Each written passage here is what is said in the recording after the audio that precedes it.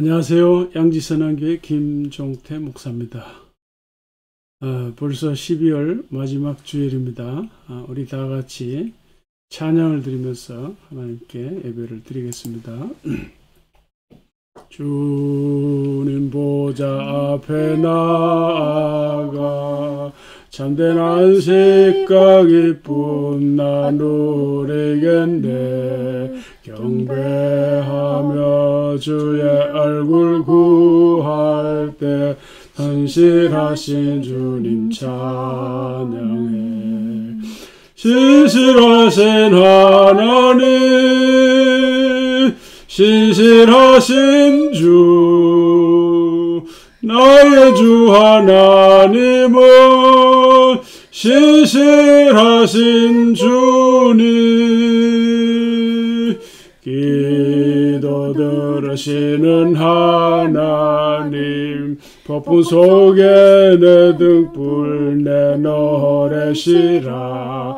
주의 날개 아래서 내 맘 시리니 신실하신 주님 하나님. 신실하신 하나님, 신실하신 주, 나의 주 하나님은 신실하신 주님.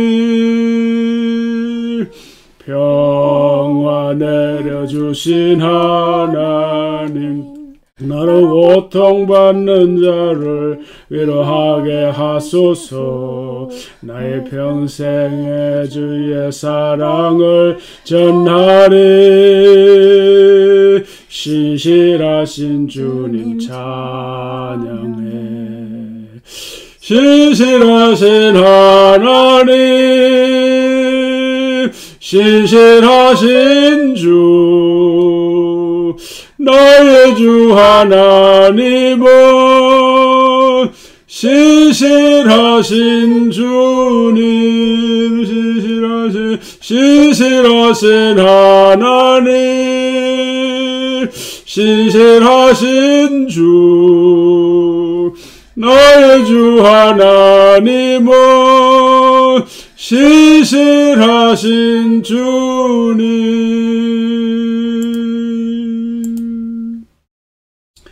내 영이 주를 찬양합니다. 내 영이 주를 찬양합니다. 내 영이 주를 찬양합니다. 내 영이 주를 찬양합니다. 기뻐하라 나의 영혼아, 감사하라. 손을 들고 송축하라. 주를 향해 외치라. 기뻐하라 나의 영혼아, 감사하라. 손을 들고 송축하라. 나의 영혼아, 내 영이 주를 찬양합니다. 내 영이 주를 찬양합니다. 내 영이 주를 찬양합니다. 내 영이 주를 찬양합니다. 기뻐하라 나의 영혼아, 감사하라. 손을 들고 송축하라. 주를 향해 외치라. 기뻐하라 나의 영혼아, 감사하라. 손을 들고 송축하라. 나의 영혼아. 아멘. 우리 잠시 한번 또 기도 제목을 나누면서 한 1분 정도 기도하기 원합니다. 광고 먼저 말씀드리겠습니다. 케냐 멜빈 선한교회 12월 27일부터 1월 2일까지 부흥회를 한다고 합니다. 아시는 바대로 지난 여름에 멜빈 선한교회 건물이 지어지고 이제 그 동네 이제 전도를 위해서 이제 부흥회를 하는 거거든요. 저희 교회에서 이제 1,100불 지원을 해드렸습니다. 지난주에 보내드렸습니다.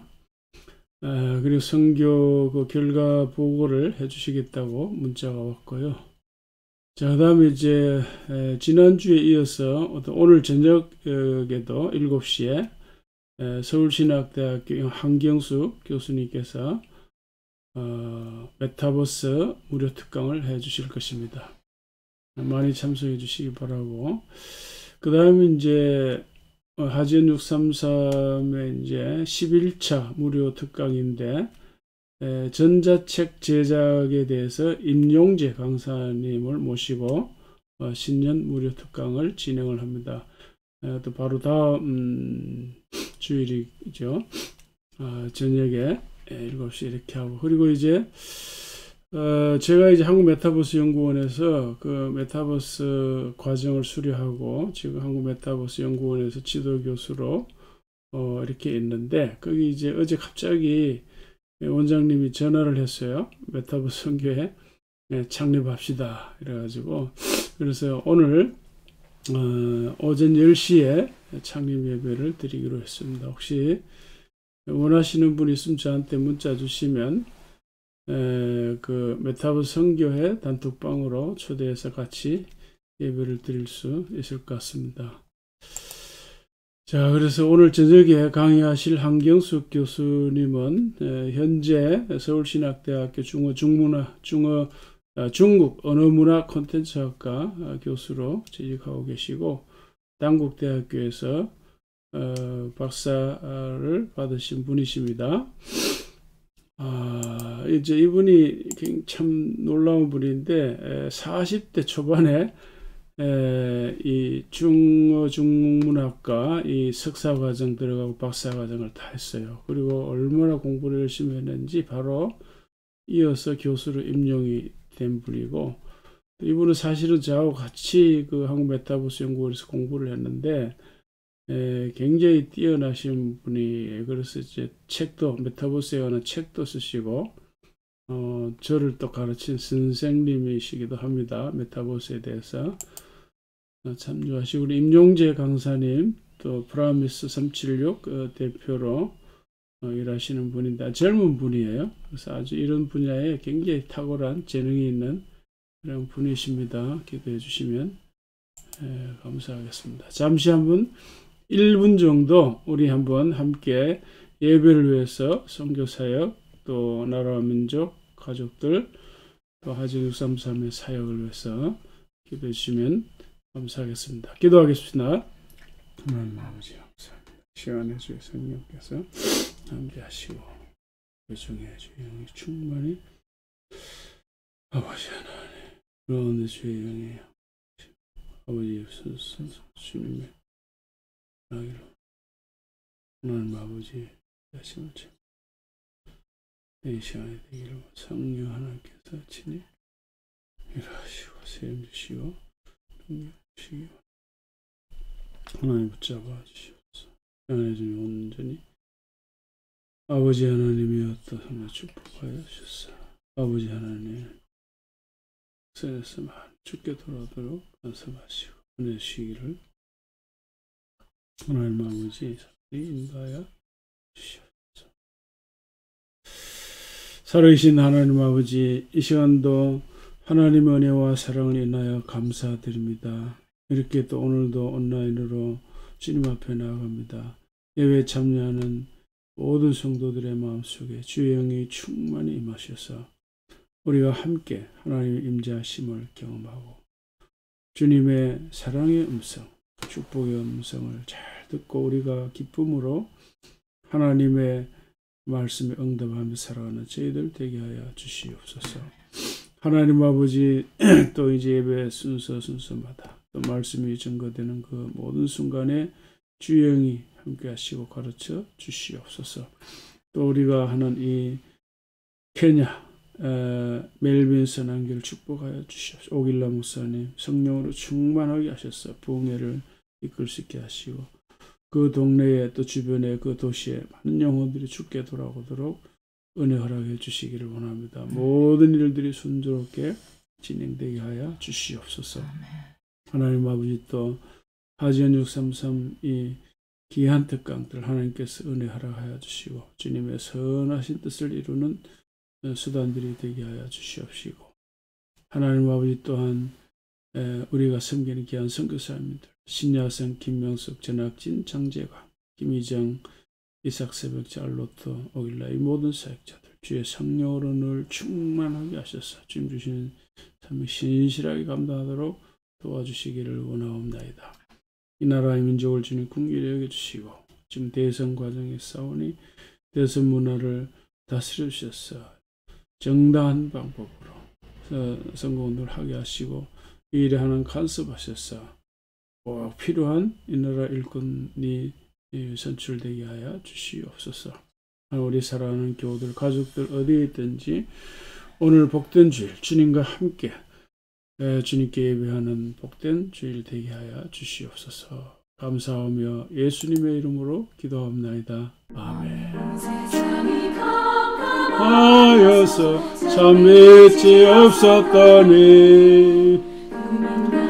영광 나타나 온 세상 비치었네. 영광 영광의 주 영광 영광의 주 밝은 빛 내게 비추었네. 영광 영광의 주 영광 영광의 주 이 세상에 비춘 오직 주 예수님. 주 말씀을 믿는 사람은 그 마음이 시원하고 명을 준행하는 자 그 일이 환하겠네. 영광 영광의 주 영광 영광의 주 밝은 빛 내게 비추었네. 영광 영광의 주 영광 영광의 주 세상에 비춘 오직 주 예수님. 가운데 사는 사람 그 눈이 어두워도 그 죄악을 씻는 날에는 그 눈이 밝아지네. 영광 영광의 주 영광 영광의 주 밝은 빛 내게 비추었네. 영광 영광의 주 영광 영광의 주 이 세상에 비춘 오직 주 예수님. 아멘. 내 영혼아 여호와를 송축하라. 여호와 나의 하나님이여 주는 심히 위대하시며 존귀와 권위로 옷 입으셨나이다. 주께서 옷을 입은 같이 빛을 입으시며 하늘의 휘장을 같이 치시며 물에 자기의 누각에 들불을 얹으시며 구름으로 자기 수레를 삼으시고 바람 날개로 다니시며 바람을 자기 자신으로 삼으시고 불꽃으로 자기 사역자를 삼으시며 땅의 기초를 놓으사 영원히 흔들리지 아니하게 하셨나이다. 옷으로 덮은 것 주께서 땅을 깊은 바다로 덮으시며 물이 산들 위로 솟아올랐으나 주께서 꾸짖으니 물은 도망하며 주의 우레소리로 말미암아 빨리 가며 주께서 그들을 위하여 정하여 주신 곳으로 흘러갔고 산은 오르고 골짜기는 내려간다. 주께서 물의 경계를 정하여 넘치지 못하게 하시며 다시 돌아와 땅을 덮지 못하게 하셨나이다. 여호와께서 샘을 골짜기에 솟아나게 하시고 산사에 흐르게 하사 각종 들짐승에게 마시게 하시니 들나귀도 해갈하며 공중의 새들도 가에서 깃들이며 나뭇가지 사이에서 지저귀는도다. 아멘. 나는 전능하신 아버지 하나님 천지의 창조주를 믿습니다. 나는 그의 유일하신 아들 우리 주 예수 그리스도를 믿습니다. 그는 성령으로 잉태되어 동정녀 마리아에게서 나시고 본디오 빌라도에게 고난을 받아 십자가에 못 박혀 죽으시고 장사된 지 사흘 만에 죽은 자 가운데서 다시 살아났으며 하늘에 오르시어 전능하신 아버지 하나님 우편에 앉아 계시다가 죄로서 산자와 죽은 자를 심판하러 오시리라. 나는 성령을 믿으며 거룩한 성도의 교제와 죄를 용서받는 것과 몸의 부활과 영생을 믿습니다. 아멘. 사랑의 주님, 오늘도 예배에 참여할 수 있도록 은혜를 베푸시니 참으로 감사를 드립니다.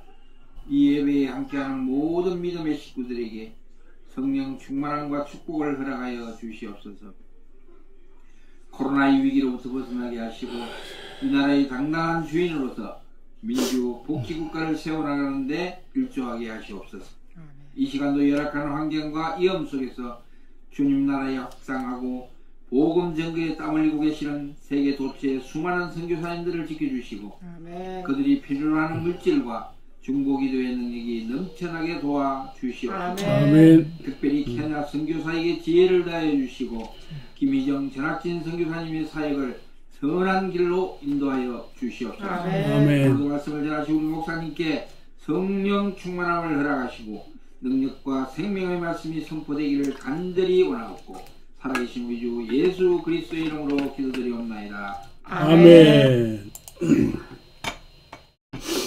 자, 오늘 말씀은 역대하 9장 22절 이하인데 같이 읽도록 하겠습니다. 솔로몬 왕의 재산과 지혜가 천하의 모든 왕들보다 큰지라. 천하의 열왕이 하나님께 솔로몬의 마음에 주신 지혜를 들으며 그의 얼굴을 보기 원하여 각기 예물을 가지고 왔으니 곧 은그릇과 금그릇과 의복과 갑옷과 향품과 말의 노세라 말과 노세라 해마다 정한 수가 있었더라. 솔로몬의 병검에는 말의 양가는 4천이요 마병은 12,000명이라. 병거성에도 두고 예루살렘 왕에게도 두었으며 솔로몬이 유프라테 강에서부터 블레셋 땅과 애굽 지경까지의 모든 왕을 다스렸으며 왕이 예루살렘에서 은을 돌같이 흔하게 하고 벽항목을 평지에 뽕나무같이 많게 하였더라. 솔로몬을 위하여 애굽과 각국에서 말들을 가져왔더라. 아멘. 자, 오늘 설교 제목을 같이 한번 읽어보겠습니다. 절정으로 성취된 하나님의 나라. 네. 자, 물론 이제 이것은 구약 시대에서 그렇다 이런 뜻이고요. 그러니까 신약 시대에서 하나님 나라 절정은 예수께서 죽으시고 부활하신 사건입니다. 자, 오늘 본문은 그 솔로몬 왕 시대를 말하는데 그 솔로몬 왕만이 아니라 앞선 이 다윗 왕까지 포함해서 구약 시대에 성취된 그 하나님 나라의 절정 이런 뜻이 되겠습니다. 그래서 이제 다윗 솔로몬 왕 시대가 왜 구약 시대에 하나님 나라의 절정인가? 이제 그걸 확인하는 것이 오늘 설교의 초점입니다. 왜 그럴까요? 증거가 많습니다. 몇 가지만 확인해 드리면, 첫째가 이제 지난 주일에 본 대로 다윗이 모델왕, 본보기 왕이라는 사실 때문입니다. 구체적으로 어떻게 본보기가 되었을까? 많이 있지만 이제 세 가지만 확인해 드렸죠. 그래서 다윗은 이제 이 세 가지, 근데 그 중에 이제 중요한 것이 이제 언약궤 옮기는 사건, 이걸 강조해서 말씀을 드렸습니다. 이것이 이제 왜 중요한가 하면은 다윗 왕은 철저하게 율법에 따른 통치를 했다고 말씀드렸죠. 그것은 헌법 통치고 이제 법치를 이룬 것이라고 말씀드렸는데, 왜 그런 거 하면은 이제 왕은 어느 특권층을 위한 것이 아니잖아요. 그 백성들 모두의 왕이어야 하는데 그러려면은 법치를 이루어야지요. 법치라고 하는 거는 이제 공정과 공평을 실현하는 거잖아요. 그러면 이제 왕의 통치가 모든 백성을 위한 것이 되는 거죠. 오늘날 우리가 이제 보게 되면 한 지도자의 이 지도력이나 그가 행하는 모든 것이 어떤 그 특정한 사람을 위해서 이루어진다는 것은 참 그 우스운 이야기잖아요.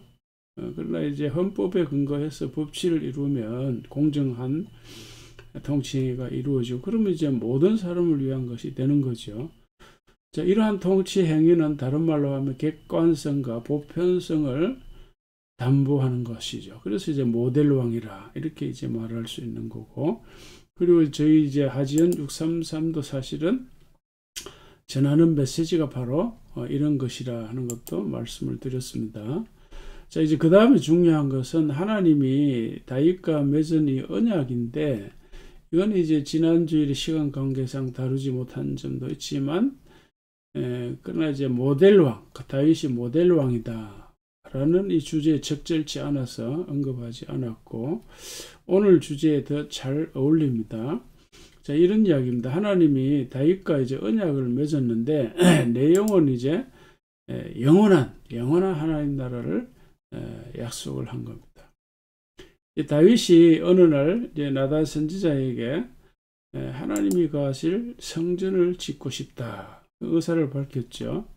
하나님이 이제 그걸 아시고 나단 선지자를 시켜서 이렇게 말하라고 하시죠. 내가 나를 위해 내가 살 집을 건축하겠다고 그래요. 자, 아니 내가 너를 위하여 집을 지을 거야.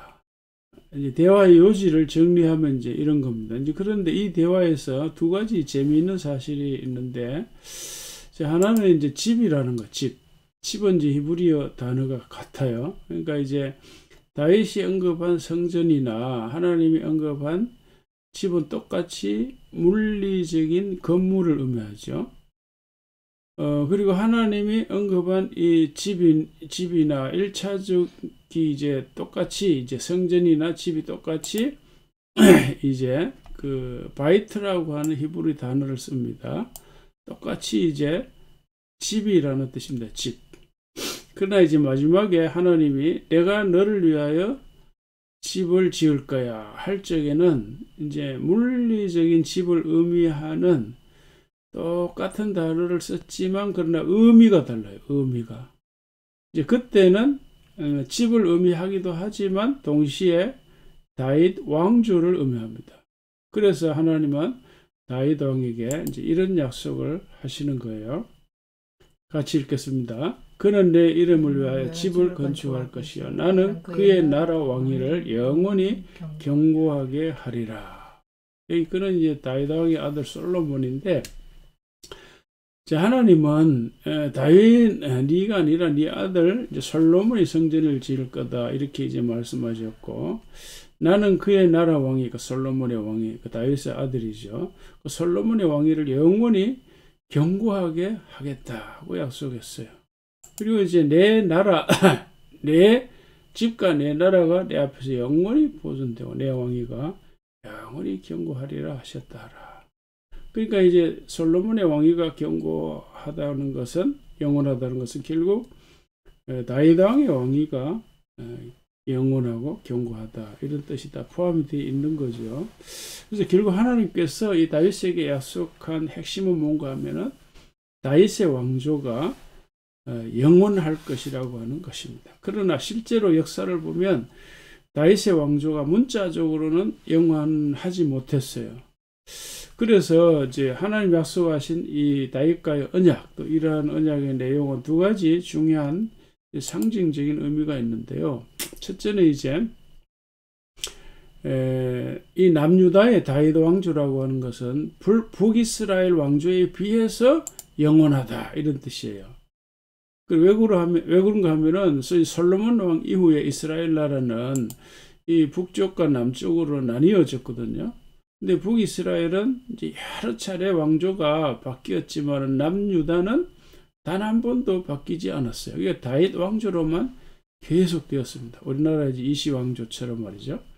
그러니까 다시 말하면 이 북이스라엘은 19명의 왕이 있었고요.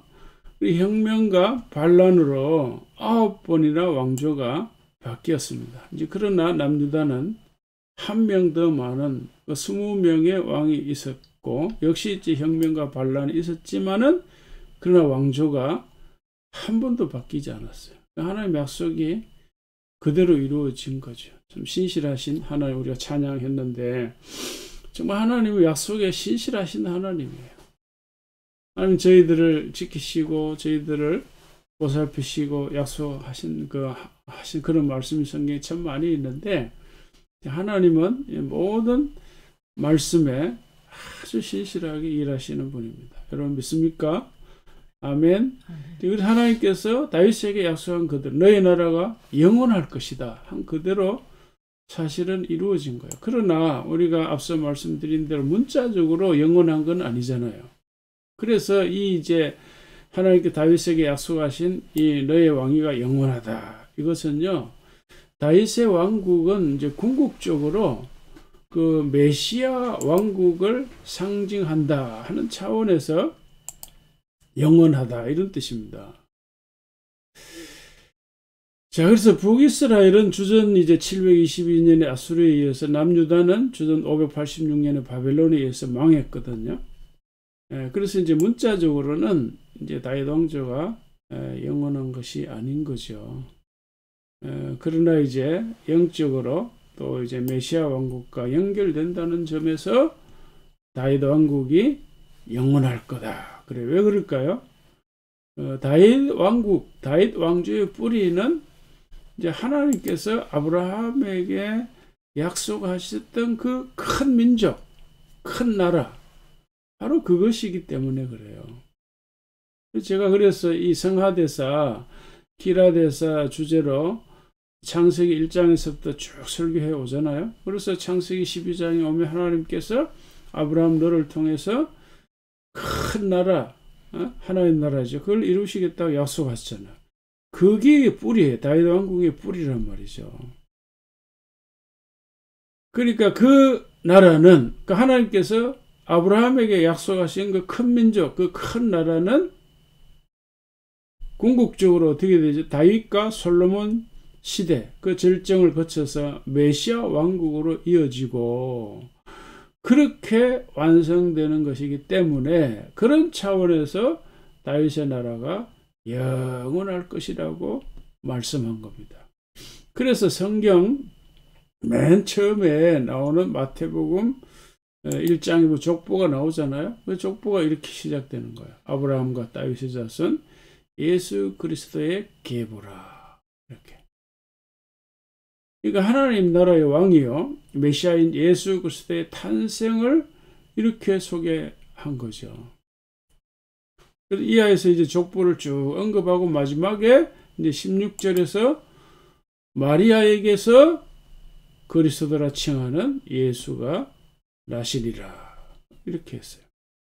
이러한 언급은 예수가 바로 아브라함과 다윗의 혈통을 이어받았다, 이런 거죠. 근데 이제 그것도 중요하지만 정말 중요한 것은 하나님께서 아브라함에게 약속하신 그 하나님 나라가 다윗과 솔로몬 시대의 절정을 이루고 예수에게 와서 완성이 된다, 이런 메시지를 여기에 담고 있는 겁니다. 자, 그러니까 다윗 왕조의 영원성이라고 하는 말은 이제 이렇게 이해하시면 됩니다. 이런 흐름, 이런 역사적 흐름 속에 있다 하는 걸 기억하시고요. 자, 그러니까 이제 오늘 설교의 초점은 구약 시대에 전개된 하나님 나라의 그 하나님 나라의 모습, 그걸 보면 이제 왜 다윗과 솔로몬 왕 시대의 절정이었는가 하는 걸 확인하는 거잖아요. 그리고 첫째 이유가 다윗 왕의 통치가 법치였기 때문에, 법치. 그러니까 사실 다윗 왕만큼 철저하게 율법에 따라 법에 따라 법치를 이룬 왕이 있었을까? 없었죠. 이 성경의 역사는 없어요. 근데 법치는 공평과 공정의 문화를 이루는 것이고, 그것이 곧 하나님 나라의 아름다운 모습이죠. 자, 그 다음에는 이제 다윗 왕조의 영원성 때문이라 그랬고, 그리고 솔로몬 왕을 통해서 알려지는 것인데, 그게 뭐죠? 첫째, 솔로몬은 지혜의 왕, 지혜의 왕. 자, 이건 너무나 잘 알려져 있어서 설명할 필요가 없지만은, 그러나 이제 몇 구절만 확인하고 이제 연결해 드리겠습니다. 이제 오늘 본문에 보면 자, 이런 내용이 있어요. 솔로몬 왕의 재산과 지혜가 천하의 모든 왕들보다 큰지라.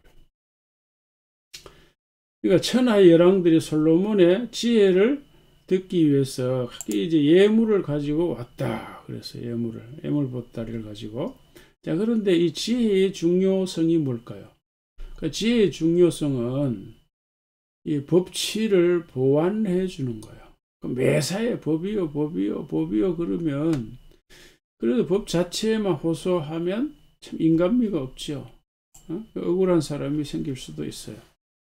그래서 이제 지혜로운 통치라고 하는 것은 사안에 따라, 상황에 따라서 정상을 참작해 주고, 소위 말하는 그 법망, 그러니까 이제 법에 어떤 구멍이 있는 걸 막아주는 거잖아요.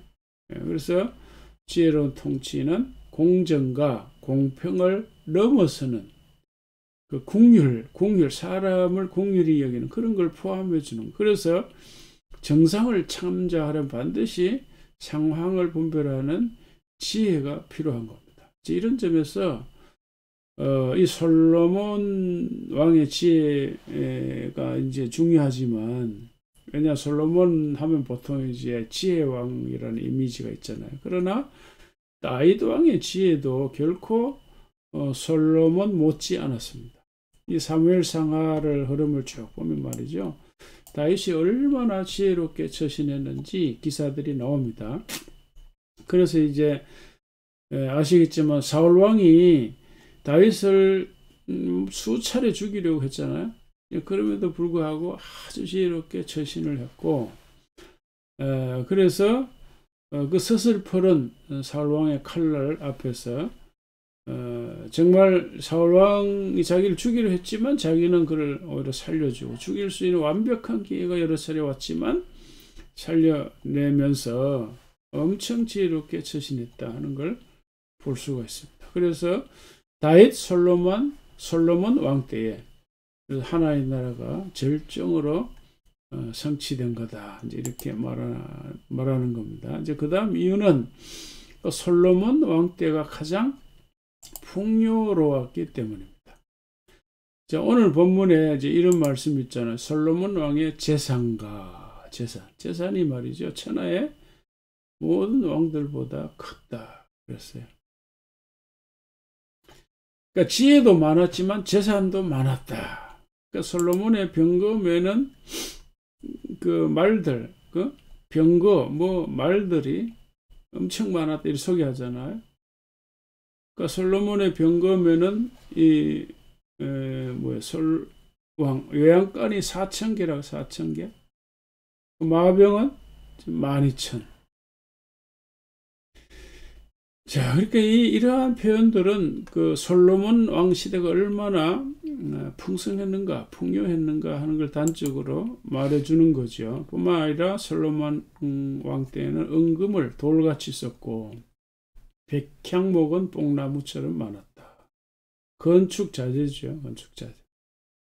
그리고 주변의 애굽 나라 햇사람, 여러 이제 아랍 나라 왕들을 상대로 말과 병거로 무역을 했다. 자, 이 모든 것이 전부 다 하나님 나라의 이 풍요로움을 의미하는 거죠. 그러니까 하나님 나라의 풍요로움을 상징합니다. 사실은 우리 믿는 자들도 마찬가지입니다. 하나님 나라 백성으로서 풍요로운 삶을 보장받고 약속받았습니다. 자, 그렇기 때문에 하나님 나라 백성들이 풍요롭게 산다는 그 자체는 나쁜 것이 아니에요. 죄도 아닙니다. 물론 이제 사치하고는 구별해야 되겠죠.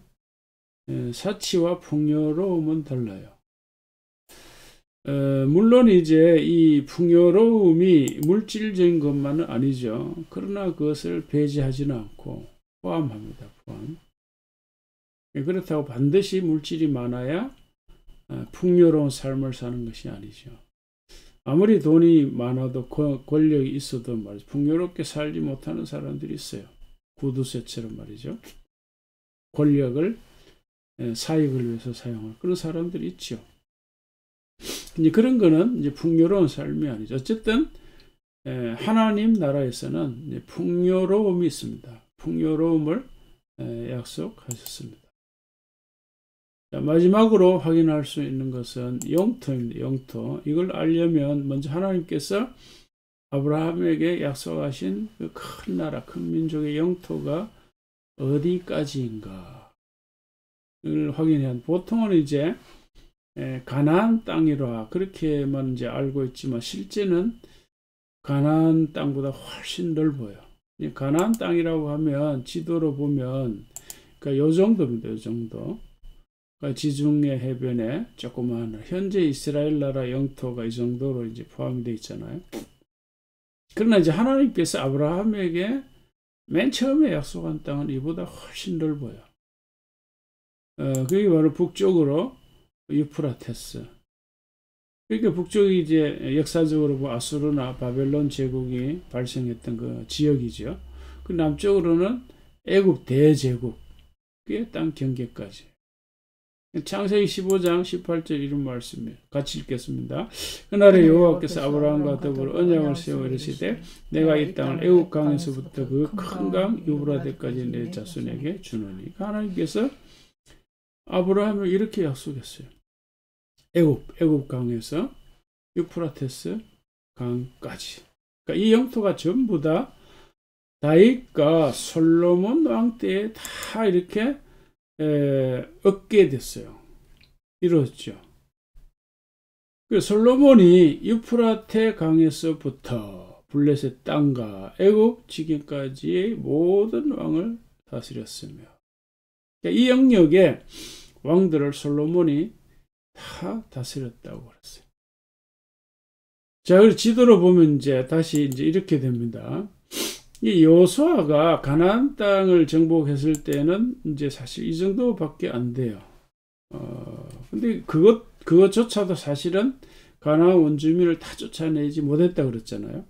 자, 그리고 다윗 시대에 오면 이제 이렇게 영토가 확장이 됩니다. 다윗이 그 회복한 영토고, 솔로몬 왕 시대에 오면 여기까지 다 이렇게 확장한 겁니다. 그러니까 이제 하나님께서 아브라함에게 약속하신 땅 전부를 다윗과 솔로몬 왕 시대에 회복이 된 겁니다. 그래서 이제 다윗과 솔로몬 왕 때에 하나님 나라가 절정을 이루었다.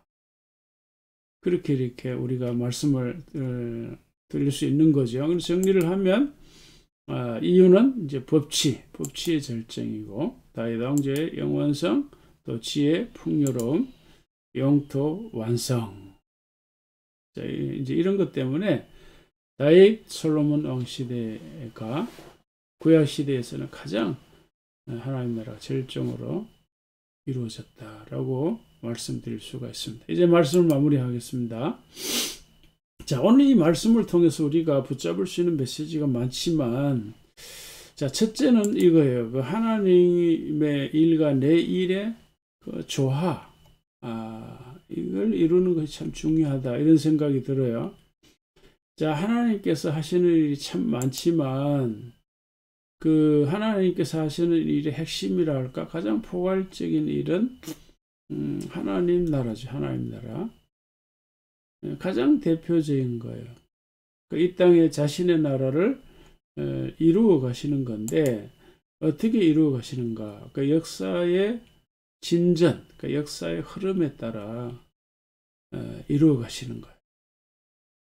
근데 제가 이제 하나님 나라를 세우신다 이런 표현을 쓰지 않고 이루신다 이런 말을 썼는데, 왜냐하면 이 세상은 이미 하나님 나라죠. 왜냐하면 창조 때에 이미 하나님 자신의 나라를 세우신 거예요. 지구와 우주 어디든지 다 하나님 나라죠. 그러니까 하나님 나라의 본질적인 의미는 하나님의 통치니까. 그러니까 하나님 나라 할 적에 나라가 헬라어로 이제 바실레이아거든요. 그게 이제 통치라는 뜻이에요. 통치, 다스림. 그러니까 하나님 나라 그러면 하나님의 다스림, 하나님의 통치 이런 뜻이거든요. 그러니까 하나님께서 창조하시고 바로 그게 다 하나님의 다스림의 세상이 되는 거니까. 그러니까 하나님 창조한 모든 세계는 다 사실 하나님 나라죠. 하나님의 통치가 미치지 않는 곳이 한 평도 없다. 이제 그런 말씀을 화란 신학자가 했죠. 아브라함 카이퍼가. 자, 그러니까 이미 다 하나님 나라예요. 이미 하나님께서 통치하고 계세요. 우리나라도 뭐 야당이 어떻고 여당이 어떻고 무슨 말을 해도 이미 하나님 다 자신의 뜻대로 통치하고 계시는 거예요. 자, 그래서 이제 문제는 뭔가 하면 하나님께서 아담에게 위임한 그 왕권, 그 통치권을 그 아담이 제대로 사용하지 못해서 그 권위와 그 역할을 어떤 면을 상실한 거죠. 제대로 이제 역할을. 그래서 그걸 회복해 주기 위해서 혹은 그 회복을 넘어서 진정한 그 아담 통치의 완성을 지향하는 차원에서 그래서 하나님은 아브라함 불러서 이런 식으로 역사의 진전에 따라 쭉 자신의 나라를 이루어 가신다. 완성해 가신다. 성취해 가신다. 이렇게 표현을 하는 겁니다. 자, 그래서 이런 일을 이루어 가시는 하나님의 방법이 뭘까? 적어도 인류 역사의 진전, 커다란 인류 역사의 진전에 따라 조금씩 성취해 가신다는 거예요. 하나님이 일하시는 스케일은 아주 크신 거죠. 왜? 적어도 인류의 전 역사를 상대로 하시고 온 세상을 상대로 하시는 것이니까. 그래서 이런 것을 보면 이걸 이제 우리한테도 적용할 수 있죠. 그래서 우리를 향해서, 저와 여러분들을 향해서 하나님이 일하실 적에 이제 어느 하루나 어느 한 날이나 어느 한 달, 어느 한 해를 상대해서 일하시는 하나님이 아니죠. 적어도 우리의 인생 전체를 두고 하나님은 일해 가신다 하는 걸 알 수가 있어요. 그래서 그런 말이 있잖아요. 끝날 때까지는 끝난 것이 아니다. 그래, 우리 인생이 아직 끝나지 않았어요. 우리 인생의 마지막 숨을 거둘 때, 그때가 오겠죠. 언젠가는. 그때 가서 우리 각자가 우리 인생을 돌아보고 내 삶을 돌아봐야 되겠죠. 그때 나를 향해서 일하신 하나님 온전히 바라볼 수 있을 겁니다. 아멘. 이제 그때까지는 내가 나를 판단하지 않는 것이 좋죠. 누가 나를 판단해도 흔들리지 말아야 합니다. 크게 봐야 돼요. 내 인생과 내 삶을 하나님의 시각으로, 사실은 이제 바이블 시각이죠. 바이블에서 이런 메시지를 주니까 그런 시각에서 나를 보고 주변 사람들을 봐야 돼요. 너무 우리가 옹졸하게 한마디 하는 거 보고 비판하고 대응하고 그 사람의 한 가지 행동을 보고 비판하고 말하고 이렇게 하지 말고 넓게 우리가 볼 필요가 있다. 자, 오늘이 올해 마지막 예배인데 우리가 올 한 해를 돌아볼 적에도 기쁜 일이 있고 또 슬픈 일이 있을 수 있어요. 즐거운 감사한 일도 있고 안타깝고 가슴 아픈 일도 있을 수 있습니다. 그러나 거기에 너무 우리가 매일 필요가 없다는 거예요. 그러니까 이거는 다 과정이에요, 과정. 마지막 우리가 인생을 마무리할 때 전체에 있어서 다 과정이죠, 과정. 아직은 내가 나를, 남이 나를, 내가 남을 판단할 때가 아닌 겁니다. 하나님이 일하시는 방식을 보십시오. 아직도 우리에게는 남은 인생이 있고 살아야 할 날들이 많습니다. 어떻게 살아야 할까요? 자, 저는 제 마음에 정했습니다. 제가 79년에 신학에 들어가서 지금까지 40년의 세월을 이렇게 살았는데 그 신학 공부와 목회 활동의 결론을 그 하지연 633으로 이름을 정했어요. 그래서 제가 온라인에서 활동하는 나름의 브랜드입니다. 브랜드. 자, 그래서 이제 저는 결국 이 성하대사, 길하대사 이걸로 이제 정했어요. 다시 말해 성경 속 하나님 나라 이야기를 내 인생과 내 삶으로 가져와서 나를 통해 이뤄가시는 하나님의 이야기를 내 인생이라고 하는 책 위에 하루하루 써 나가겠다 하는 거예요. 뭐 쉬운 일이 아니죠. 그러나 그것이 제가 판단하기로는 하나님 앞에서 가장 적확하게 살아가는 삶의 방식이 아닐까. 저 나름대로 그냥 이렇게 생각을 했습니다. 그래서 우리가 이제 인생 사용 설명서 라는 말들이 있는데 나에게 주어진 인생, 내 삶 우리가 어떻게 살아가야 할까? 각자가 이제 생각을 해야 되겠죠. 이제 저는 이제 말씀에 근거해서 이제 이런 식으로 잡았습니다. 그래서 우리가 하루하루 살아가면서 돈도 벌어야 하고 또 일도 해야 되는데 아울러서 뭔가 이렇게 그 나름의 의미가 좀 있어야 돼요, 인간은. 그러니까 우리 뇌과학자들이 그래 우리 인간의 뇌는 의미를 추구하는 것에 아주 잘 어울리게 만들어져 있대요. 그러니까 다시 말해 우리 뇌라고 하는 것은 의미 추구, 그 어떤 목적 추구, 여기에 딱 이렇게 정확하게 이렇게 조정이 돼 있대요. 근데 그런 게 의미가 없으면 내가 왜 살아갈까? 그 의미를 몰라서 자살하는 사람도 많잖아요. 그래서 우리가 사실은 참 믿음 생활을 제가 하면서 가장 기쁘고 좋게 생각하는 것은 이 바이블이 하나님의 말씀이 나에게 삶의 의미를 찾게 주는 것이구나. 그런 걸 깨닫게 됐습니다. 그래서 이런 삶이 저와 여러분들에게 언제나 즐거움이 되고 보람이 되는 그런 것으로 채워질 수 있기를 주의 이름으로 축복합니다. 아멘.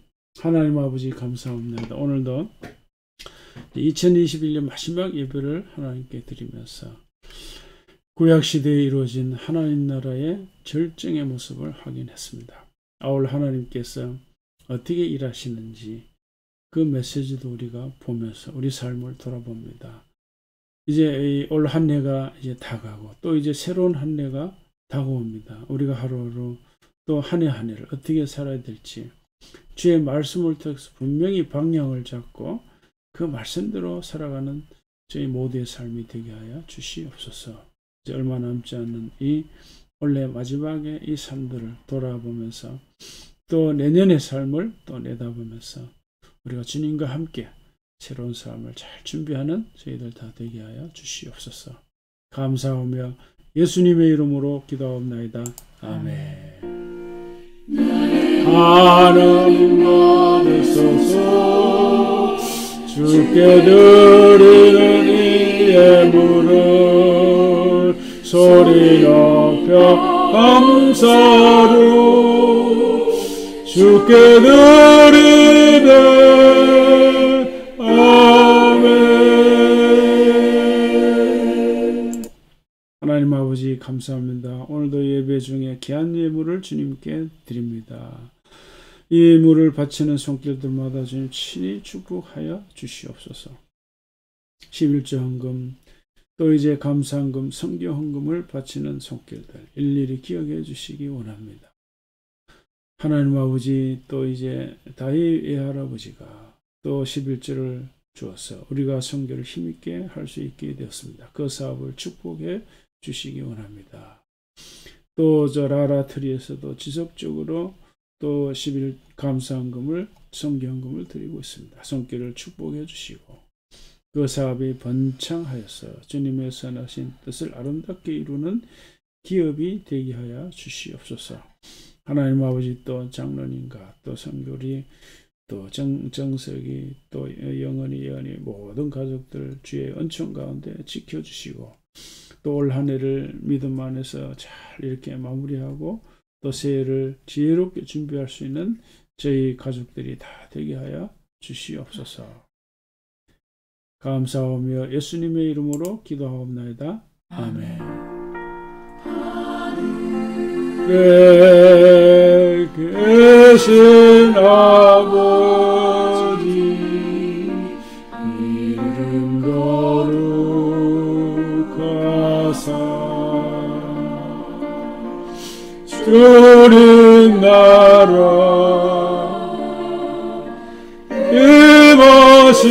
임하시고 뜻이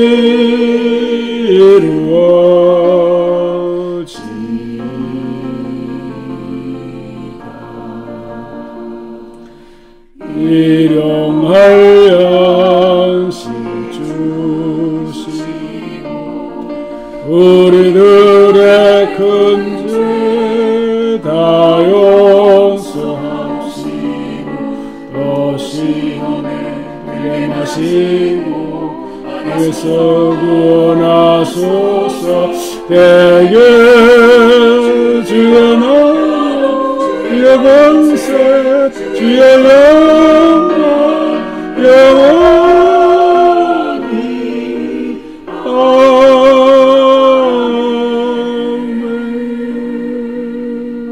아멘. 이제는 예수 그리스도의 은혜와 하나님 아버지의 영원하신 사랑과 성령님의 감화 감동 충만하심이 하나님 나라의 비전을 가슴에 품고 주님과 함께 살아가기를 원하는 주의 모든 성도들에게 이제로부터 영원히 함께 하시옵기를 주님의 이름으로 축원하옵나이다. 아멘. 한 그릇 주 예수와 함께 날마다 우리 걸어가리. 아멘. 자, 오늘도 여러분 주님과 함께 편안한 주일, 복된 주일 보내시기를 바랍니다. 감사합니다.